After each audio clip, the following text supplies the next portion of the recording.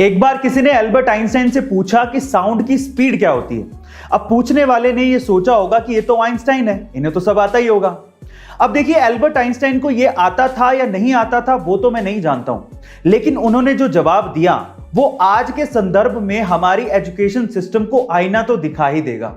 उन्होंने कहा कि ये सब डेटा सेंट्रिक चीजें और ये इंफॉर्मेशन मैं अपने दिमाग में स्टोर करके नहीं रखता हूं, ये सब चीजें तो बुक्स में लिखी हैं, जाके देख लो।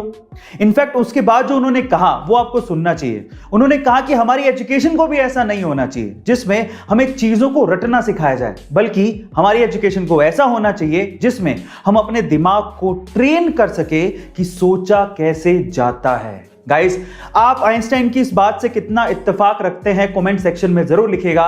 और ऐसे अमेजिंग वीडियोस के लिए शेयर, सब्सक्राइब एंड लाइक। मिलते हैं अगली वीडियो में।